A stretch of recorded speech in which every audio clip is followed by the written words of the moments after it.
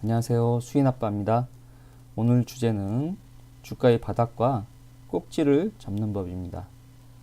먼저 영상 보시기 전에 화면 하단에 있는 빨간색 구독 버튼 눌러주시고요. 오늘 주제 시작하겠습니다. 오늘의 주제 주가의 바닥과 꼭지 잡는 법입니다. 주가의 추세를 이해하려면 지지와 저항을 반드시 이해해야 합니다. 지지와 저항이 깨지면은 그때부터 이제 추세가 형성되는데요. 지지 저항과 추세의 관계는 동전의 양면과 같다고 볼 수 있습니다.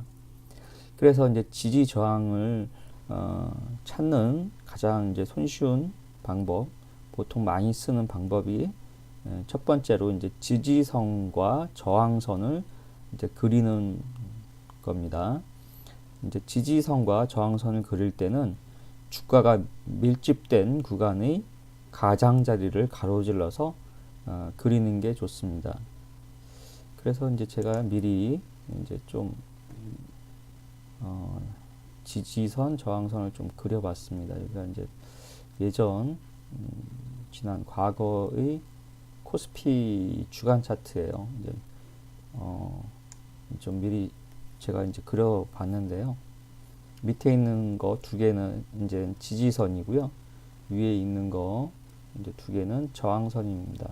물론 이제 지나간 차트를 갖고선 이제 그리게 되면은 굉장히 쉽게 그릴 수 있지만 사실은 실제 이제 거래를 하면서 지지 저항선을 그리다 보면은 그렸다가 또 지우게 되고 또 그렸다가 또 지우게 되고 이걸 반복하게 됩니다. 추세의 강도는 그 지지나 저항을 건드렸을 때 어떻게 이제 반응하는지를 보면 알 수가 있습니다. 주가가 지지선이나 저항선을 건드리고 튕겨나오는 횟수가 많으면 많을수록 강도는 더 굳건해집니다. 지지나 저항 영역에서 거래량이 많다는 것은 시장 참여자들이 감정적으로 강하게 집착하고 있다는 뜻입니다. 따라서 거래량이 많으면 많을수록 더 강력하다고 볼 수 있습니다. 그러니까 거래량이 많이 터진 곳에서 지지나 저항이 일어날 때는 굉장히 신뢰할 수 있다 이렇게 보시면 됩니다. 주가가 지지선이나 저항선을 이탈하는 가짜 돌파가 있는데요. 이런 경우가 이제 가짜 돌파가 되겠죠. 이런 경우도 이제 가짜 돌파가 되겠고요.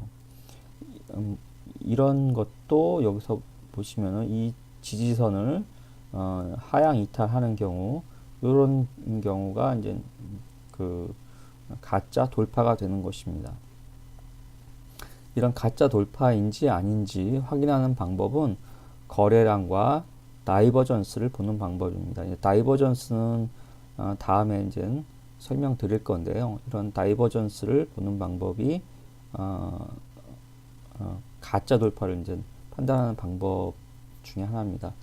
가짜 돌파는 거래량이 적고 거래량이 일단은 좀 적은 신뢰도가 좀 떨어지는 거죠. 돌파가 주가와 지표 사이에 다이버전스가 일어납니다. 그런 경우는 이게 가짜 돌파구나 하고선 이제 반대 방향으로 진입을 하는 전략을 쓰면 되겠죠. 이제 가짜 돌파는 이제 자주 발생을 합니다. 이런 경우도 이제 가짜 돌파라고 볼 수 있겠죠. 이렇게 돌파를 해서 했다가 여기서 이제 다시 또 지지를 받고 지지선과 이제 저항선은 여러 개가 이제 그려줄 수 있는데요. 그때마다 이제 지지선, 저항선을 그려서 확인하시면 됩니다. 그래서 이제 추세와 박스권, 지지와 저항이 반복되는 그런 곳이 이제 박스권이죠. 그래서 이제 추세와 박스권을 구별하는 법인데요. 사실은 지금은 이건 지난 차트이기 때문에 이렇게 보면은 쉬워 보입니다. 이렇게 보면은 하지만은 이때 이때 이제 저항을 뚫고선 올라갈지 아니면은 다시 또 떨어질지 박스권을 다시 형성을 할지는 굉장히 좀 어려워요. 왜냐면은 이 중간에 차트의 중간을 해석하기는 굉장히 쉽지만은 차트의 오른쪽으로 갈수록 이 불확실성은 커집니다. 이쪽은 이제 불확실성이 커진 구간이기 때문에 확률에 의존해서 이제 결정을 내려야 됩니다. 그래서 만약에 이제 확률상 높다고 생각해서 이제 진입을 했지만은 시장이 나의 예상과 이제 다른 방향으로 움직이면은 짧게 손절매하고선 나오면 되는 것입니다. 박스권은 힘이 비슷한 집단의 싸움, 그러니까 매수세와 매도세가 힘이 비슷한 때 이제 이렇게 형성이 되는데요. 매수세와 매도세가 막상막하로 강하거나 둘 다 힘이 없을 때 둘 다 힘이 강하거나 둘 다 힘이 없을 때는 주가가 이제 막 박스권에 머무릅니다. 힘이 강할 때는 이제 변동성이 커지게 되죠. 그래갖고 변동성 장세가 되는 거고요. 힘이 약할 때는 그냥 위아래로 왔다 갔다 하는 이제 박스권을 형성하게 됩니다. 시장은 추세를 형성하는 시간보다는 박스권에 머무르는 시간이 더 많습니다. 그래서 이제 어렵지만은 이제 박스권 식별 방법에 대해서 이제 확인해 보겠습니다. 첫 번째로는 이제 고점과 저점이 계속 높아지거나 낮아지지 않고, 이게 이제 저점과 고점이 계속 높아지거나 낮아지면은 추세를 형성한다는 뜻이죠. 근데 이제 그렇지 않고 불규칙하면, 고점과 저점이 불규칙하면은 이제 박스권으로 판단을 합니다. 또 이제 13일 이상의 지수 이동 평균선의 기울기를 보고서 이동 평균선의 기울기가 옆으로 이제 평행하게 되면은 박스권이라고 이제 판단을 하고요. 또 이제 세 번째로 이제 볼 수 있는 게 ADX라는 지표입니다. ADX는 이런 지표입니다. ADX 하면은 여기서 이제 추세 지표에 가시면은 여기 ADX라는 지표가 있습니다. 저는 미리 이제 여기다 뽑아 놨는데요. ADX가 이렇게 상승할 때는 추세가 형성된다고 보시면 됩니다. 여기서도 이제 추세가 형성되는 거고요. 이런 구간, 또 이런 구간, 또 이런 구간 추세가 형성되는 겁니다. 그래서 이렇게 상승하면 추세가 형성되기 때문에 박스권이 아니라고 판단을 하시면 되고요. 하락하거나 옆으로 길 때는 이제 박스권에 돌입했구나 이렇게 판단을 하시면 됩니다. 그렇고요. 이제 박스권에 이제 진입했다고 봤을 때 그때 이제 매매 전략은 어떻게 필 것인지 요거에 대해서 이제 말씀드리겠습니다.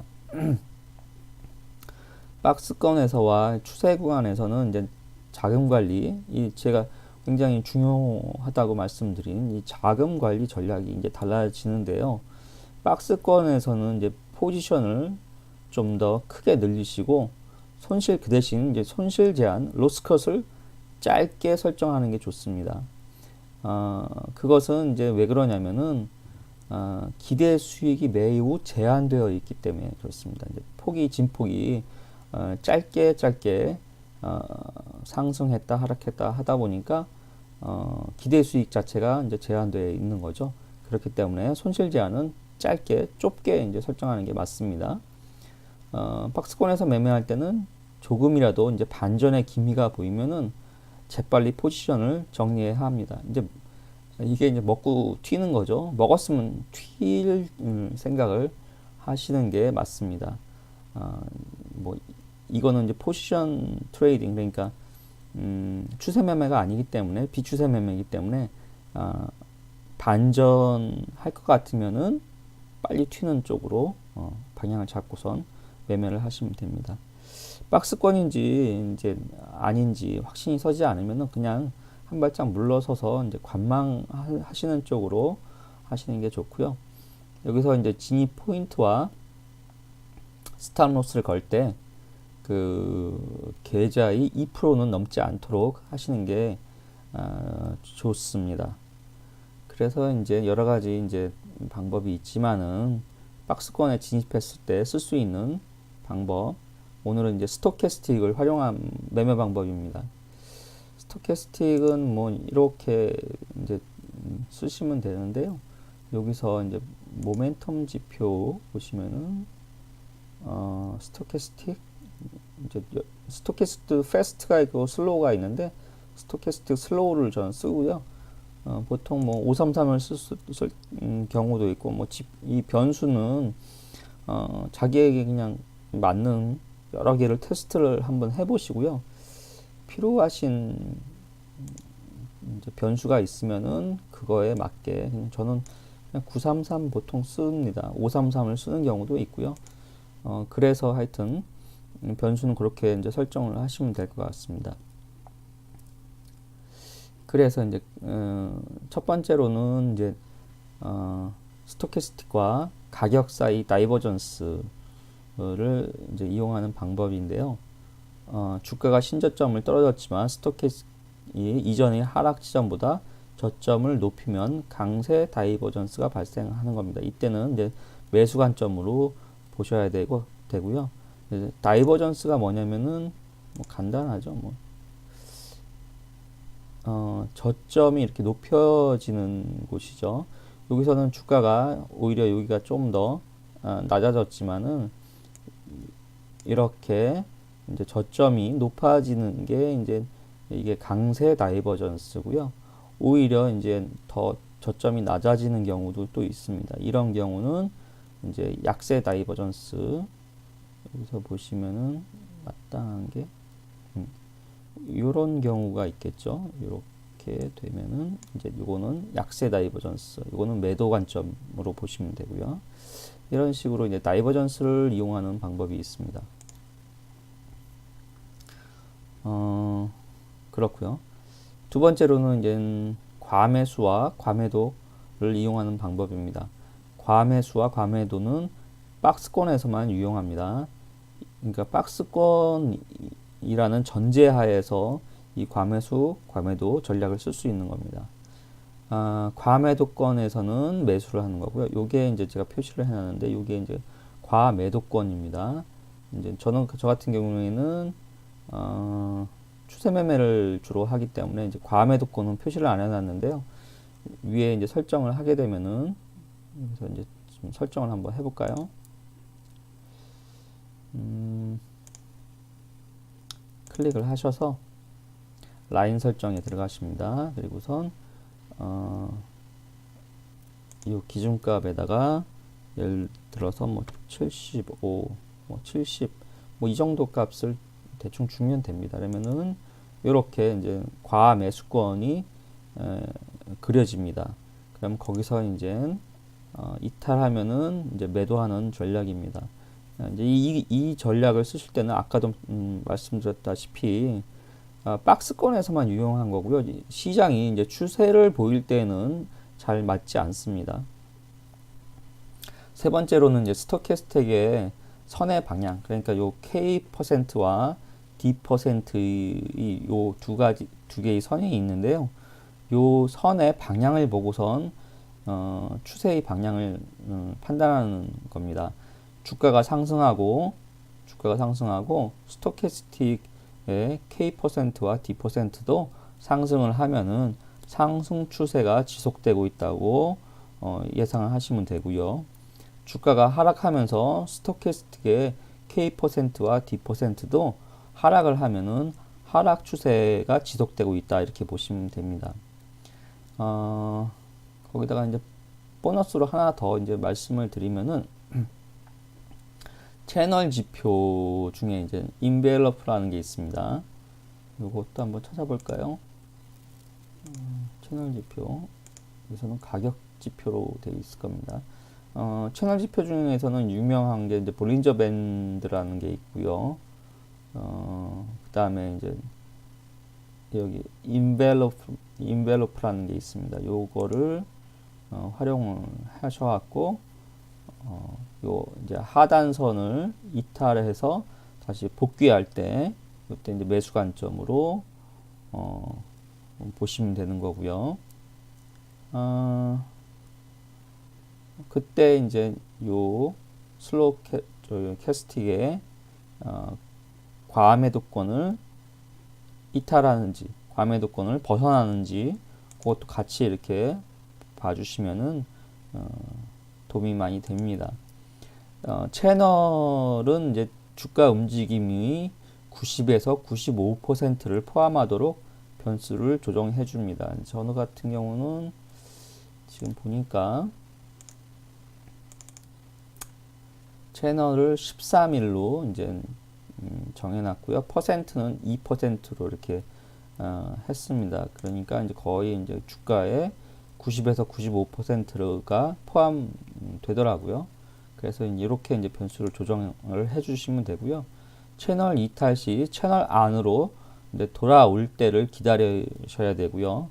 채널 하단 돌파가 신저점에 도달하지 못하면은 이제 매수 관점으로 보시면 됩니다.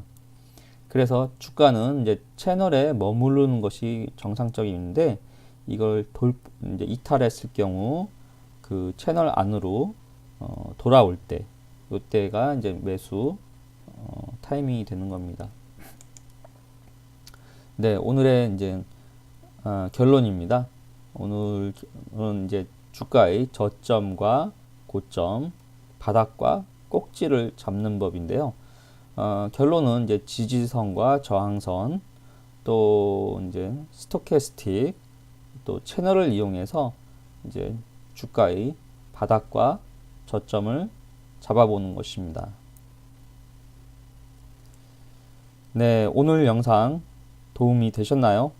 도움이 되셨으면 계속 영상 받아보실 분들은 오른쪽 위에 있는 노란색 수인 아빠 이거 눌러주시면 되고요. 오늘은 여기까지입니다. 감사합니다.